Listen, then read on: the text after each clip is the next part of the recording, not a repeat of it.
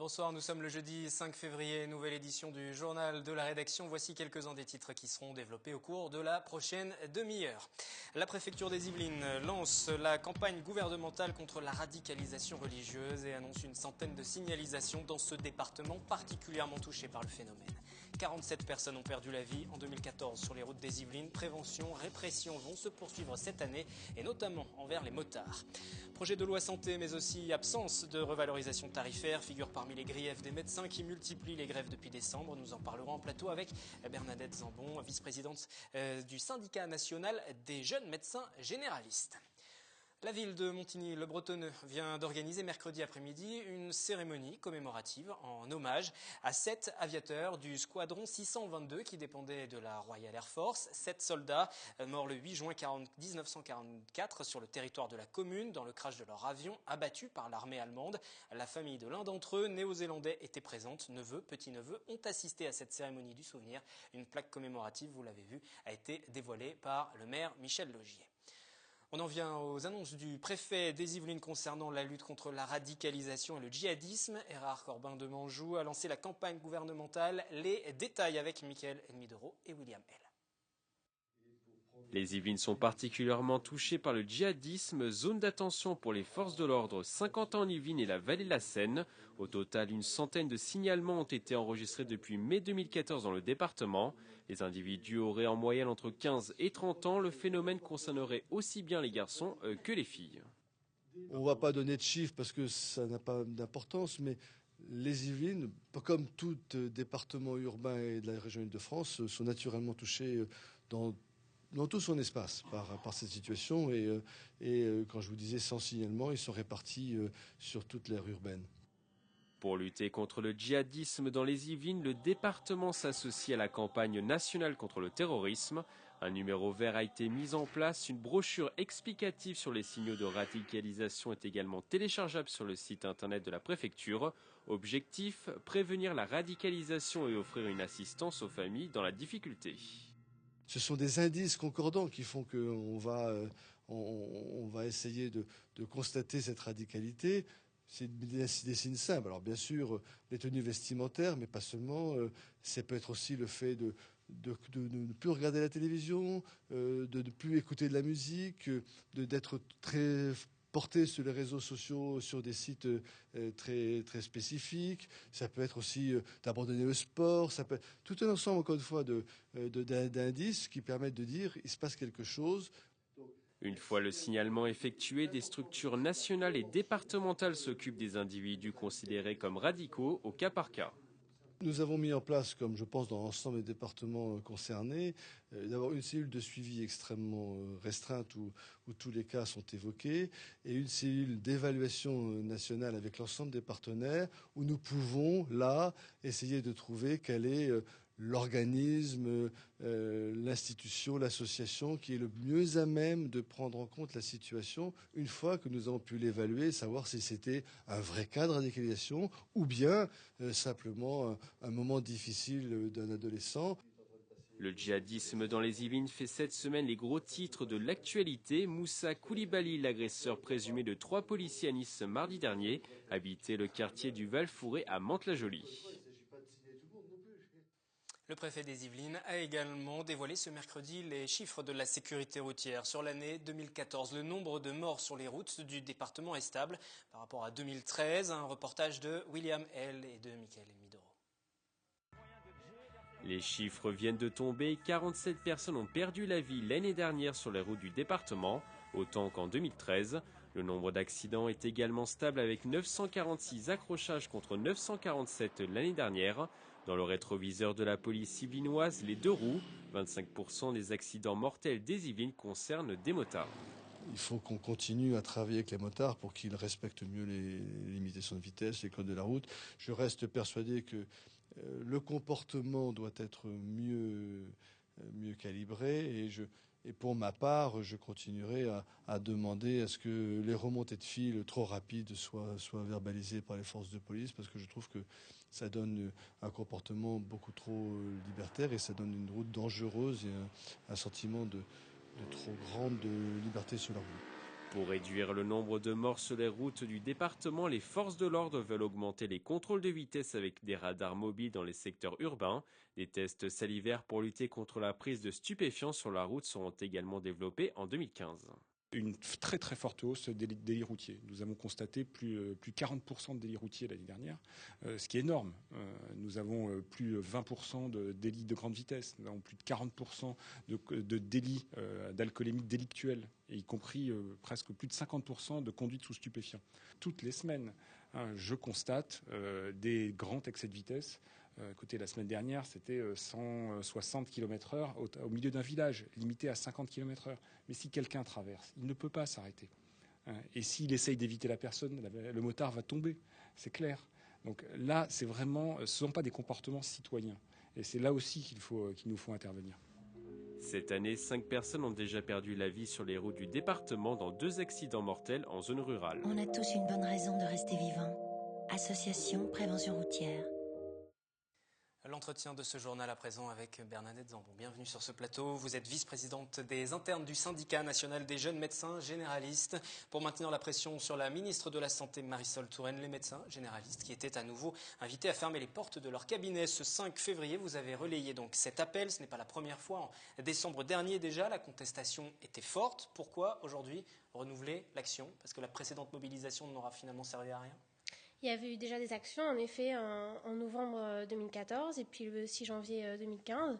On a recommencé à mobiliser les syndicalistes parce que les négociations n'avançaient pas et qu'on avait l'impression que notre revendication n'était pas entendue de la part du gouvernement.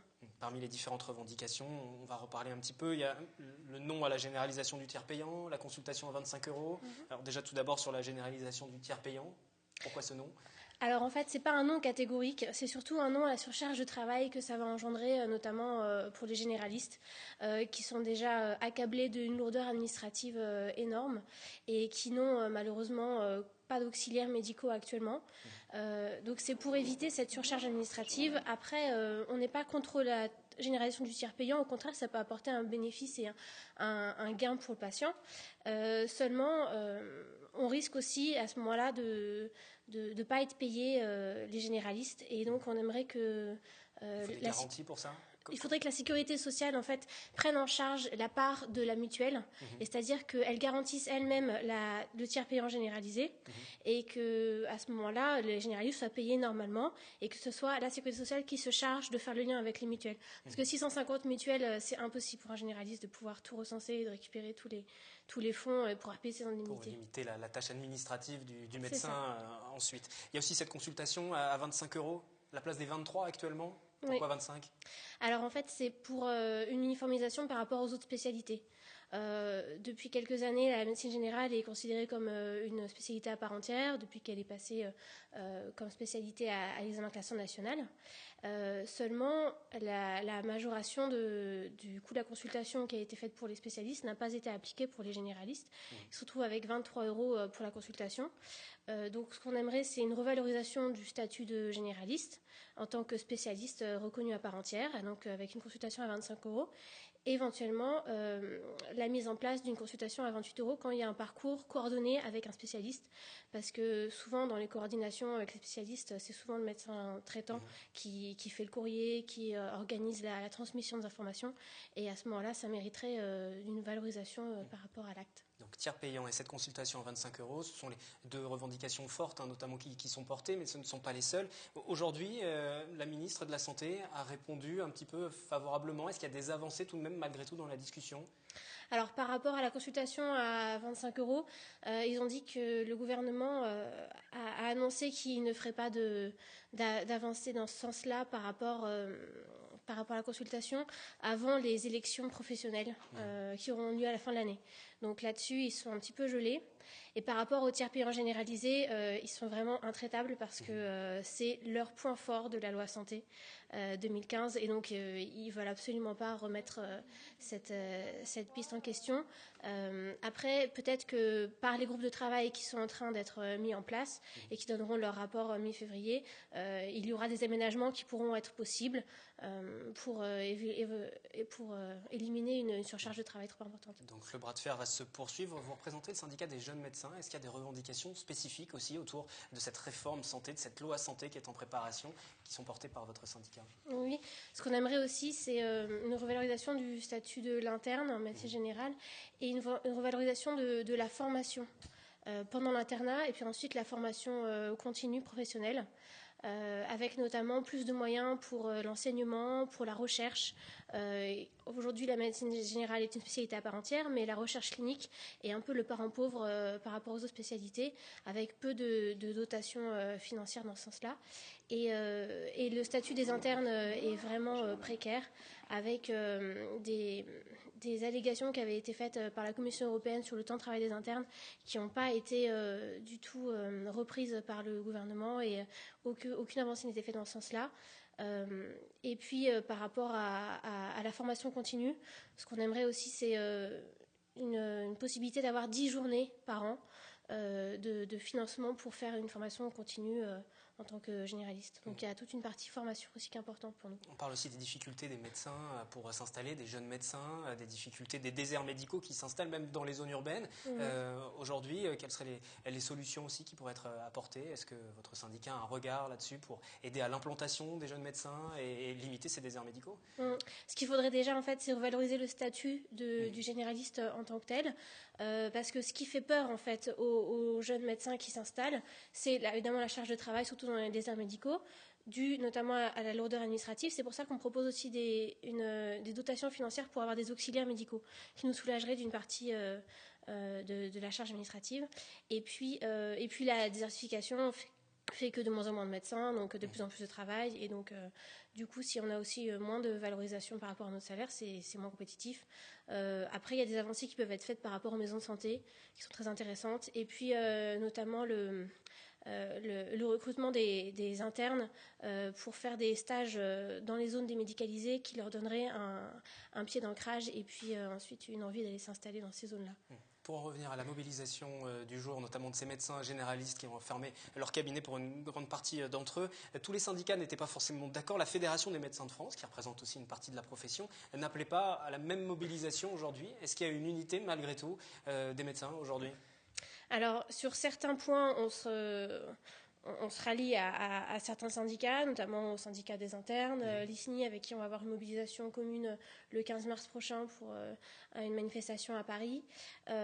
Et puis, en fait, il y a certains syndicats qui ne partagent pas les mêmes revendications et puis les mêmes modalités de manifestation. Alors après, s'il y a division, ça va forcément être un moyen pour le gouvernement d'appuyer sur ces divisions et ces tensions. Est-ce que ça ne va pas être plus difficile de se faire entendre, par exemple? Ce n'est pas une crainte que vous avez? C'est possible. Après, il faut quand même s'harmoniser au maximum. Et puis, il y a des groupes de travail qui sont mis en place qui peuvent permettre de faire entendre la voix de chacun. Après, moi, je trouve qu'une diversification des points de vue, c'est aussi riche et intéressant parce que finalement, on a notre idée, mais on n'a pas forcément le savoir absolu. Et donc, d'avoir plusieurs expériences de syndicats différents. Puis en plus, nous, on est un jeune syndicat, mais avec des syndicats de médecins plus mûrs, ça peut avoir une vision plus large. Donc moi, je ne trouve pas que ce soit forcément un désavantage, au contraire, une complémentarité. Et pour conclure, la mobilisation va se poursuivre. Parce qu'il y a eu cette action aujourd'hui, vous l'avez déjà évoqué, le 15 mars, dans la capitale, il y aura aussi un fort mouvement. Voilà. Une 15 mars, il y aura une mobilisation à Paris, une manifestation commune avec plusieurs syndicats, notamment l'ISNI, les internes, et puis le syndicat des chefs de clinique et assistants des hôpitaux, pour continuer à faire entendre notre voix.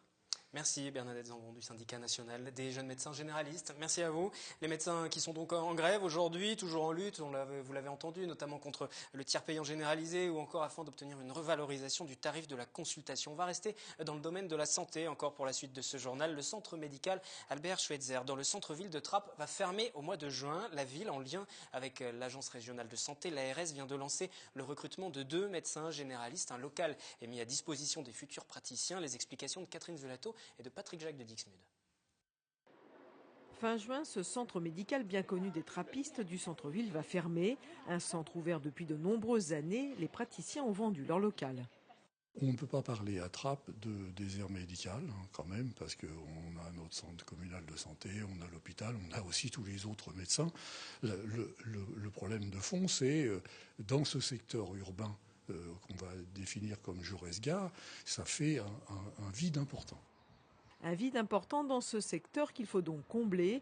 La ville, en partenariat avec la faculté de médecine de Saint-Quentin en Yvelines et l'agence régionale de santé, lance un recrutement de médecins.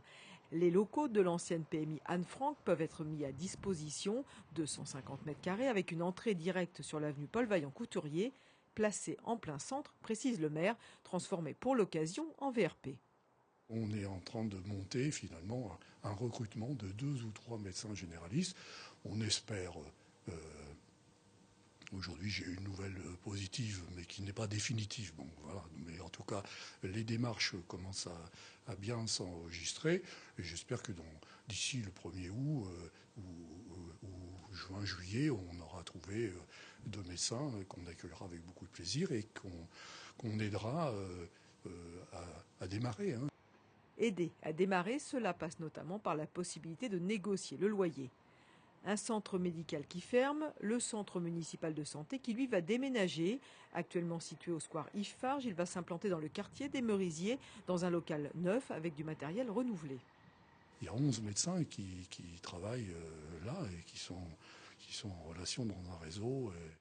Les travaux se terminent, le centre devrait ouvrir le 26 mars. En raison du déménagement, le centre Yves Farge, lui, sera fermé du 19 au 25 mars. Et pour terminer cette séquence dédiée à la santé dans ce journal, je vous propose d'écouter notre question du jour. Comment relancer la vocation des médecins pour lutter contre les déserts médicaux? Voici vos réponses. Il faudrait bien qu'on améliore les conditions de vie, leurs conditions d'exercice et tout. Hein. C'est tout, c'est si facile que ça.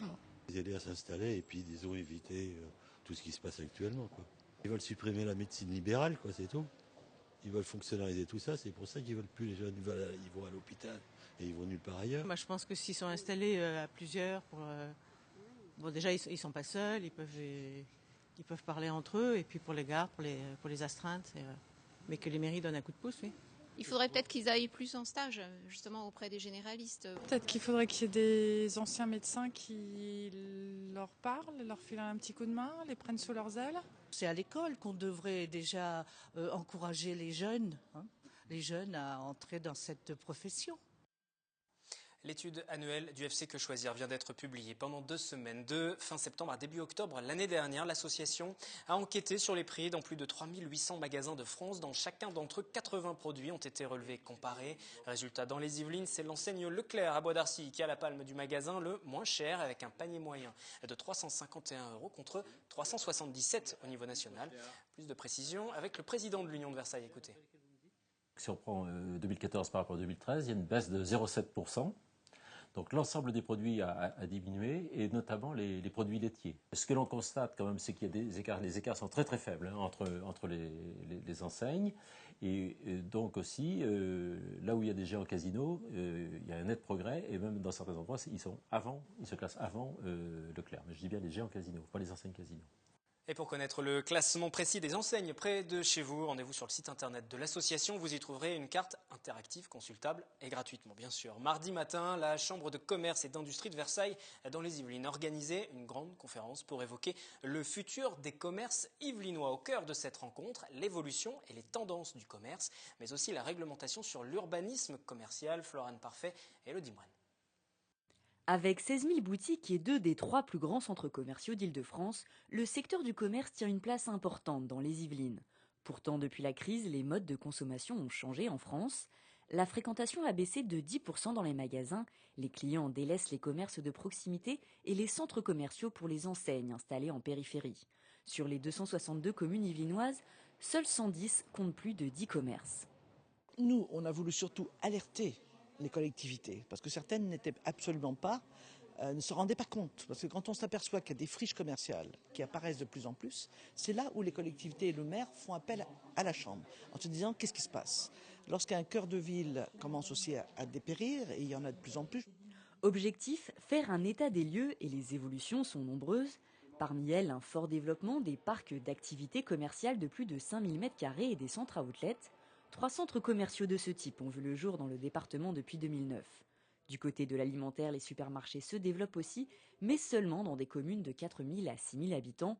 Redensifier les centres-villes est pourtant une priorité, mais la difficulté liée aux réformes de l'urbanisme commercial freine nombre de communes et empêche parfois cette dynamique.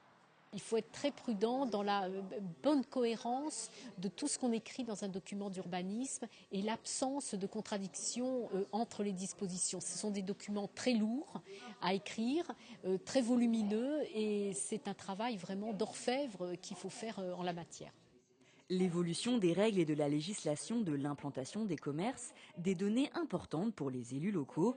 Venus nombreux à cette conférence, la Chambre de commerce cherche avant tout à leur donner une vision d'ensemble du territoire. L'élu local, il va essentiellement regarder sa ville et son périmètre. Et il ne voit pas tout ce qu'il y a autour et tous les projets. Donc il va construire son projet pour sa ville et ses habitants. Par contre, tout se passe aussi autour de lui. Et ça, il n'en a pas forcément la vision. Donc avoir une vision panoramique de ce qu'il y a sur le département est relativement important au niveau des Yvelines pour permettre justement une croissance et un maintien de toutes les offres de commerce possibles sur le territoire. Un enjeu de taille pour les communes et le département. En 2012, le commerce représentait 17,8% des emplois salariés dans les Yvelines. C'est la fin de ce journal. Je vous retrouve demain pour un point complet sur l'actualité, l'essentiel de la semaine, bien sûr. Comme chaque vendredi, excellente soirée dans un instant. Fil Écho avec Florane Parfait.